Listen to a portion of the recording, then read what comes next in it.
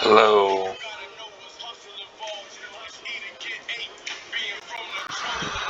Um, so I've been practicing a shit ton, but I haven't been recording it because I've been mostly replay trading.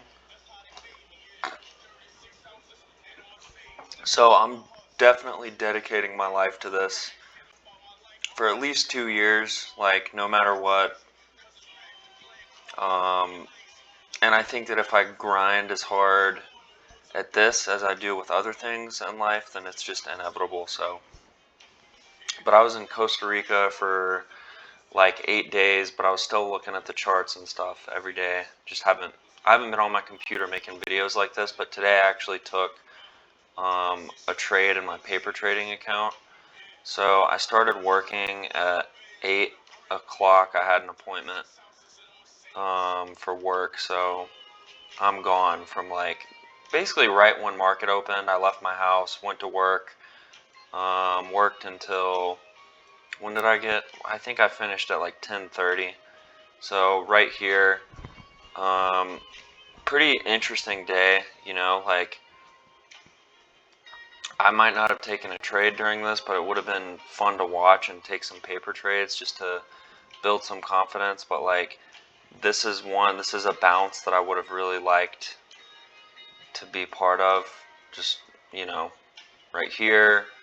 Um, Probably would have done like this to see where the equilibrium is at. And this is just really not like how the pros do it that are making millions of dollars, but it's money's money, so I probably would have like waited for it to go like up here, but I might have exited at the equilibrium. I don't know, but there's no telling because I didn't take any shots. But same with this, right? It bounced again off of the London low, so I probably would have bought in, waited till this bar closed, bought in right here, and then just see what happened. And it eventually did hit the 200 EMA both times, which is kind of like my sell point. So this one would have been just a good trade. And then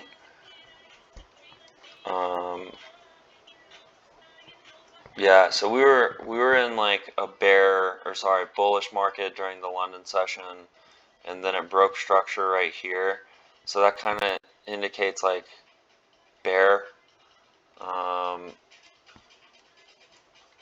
and then this is the hour. So on the hour, we're I guess like technically in a bull sort of, but it's kind of breaking structure. So that indicates like a reversal. But let's just go to what I did just now. So I got off my work and I've just been watching YouTube videos and studying the market. So 1 minute time frame, I'm just sitting here like looking at this chart move as I'm on YouTube. So level of liquidity, it bounced right off of it. That would have been a good trade.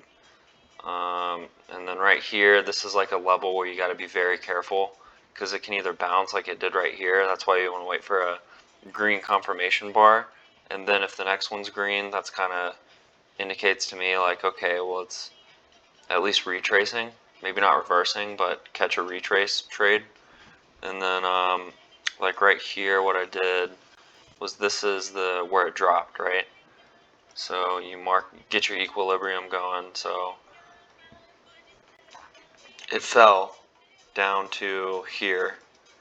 So I bought in on this bar and I broke my rule because, like I said, you want to wait for a green bounce or retrace bar, and then you want the next one to be green because that just further confirms that it's going to retrace. Like there's a million examples like just in here.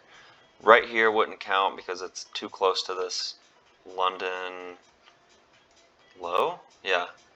And at this point, we're just past the London and Asian highs and lows, so it's like it doesn't matter as much. But anyways, this happened. I bought in on this bar. In real life, I might have just stopped out because I would have gotten scared of how much money I was losing based off of this next red bar. So this would have been, let's see, 6, 390, 75, and it dropped all the way down to 6,387.75. Oh no, I would have held that. Yeah, that's only 2 points. So yeah, I would have stayed in this trade. And then my sell point is right at the equilibrium, because basically if it's going to continue bearish, then this is where it would kind of keep on going down, make a lower low. So I was like, you know what, fuck this, let's get out. So this would have been like roughly, it would have been like $225 trade, or $212 or something like that. Fake money, right? So, but even still, not a bad trade. And just thinking back, I might have wanted to wait to see what the next bar, like, because while I was paper trading it, I was just like, okay, we hit equilibrium, let's get out. But in real life, it might be smarter. I'm just thinking out loud here. It might be smarter to see if this next bar was gonna keep on being bearish, because if I would have just waited, clearly it went up back to this level of liquidity, and now it's just deciding what it wants to do, and the market's closed.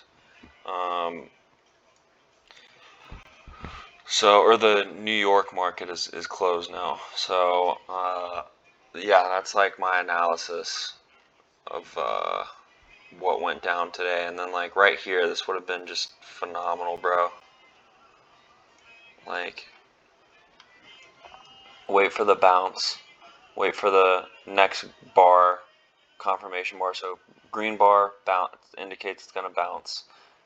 This green bar is kind of a pussy-ass green bar, so might not want to pay too much attention to that. This one I'd be like, okay, shit. This one I'd be like, oh, word.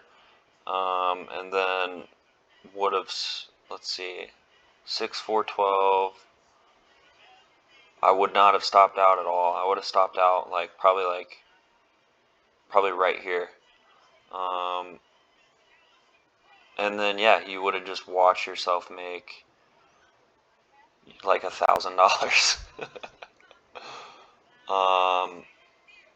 Here I would have looked to get out of the position because it likes to bounce off of the top of the VWAP sometimes. But yeah, if I was like a disciplined trader, I would have just waited at least until here, and then just watched for a retrace bar, which would be like right here.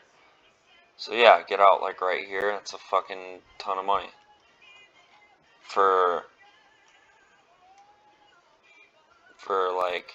like 30 minutes of staring at the charts and just being smart and disciplined. So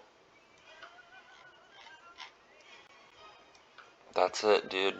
That's about it. And I'll just keep staring at this bitch for probably till 3, and then go run a half marathon and journal or do something that'll make me more likely to succeed in this.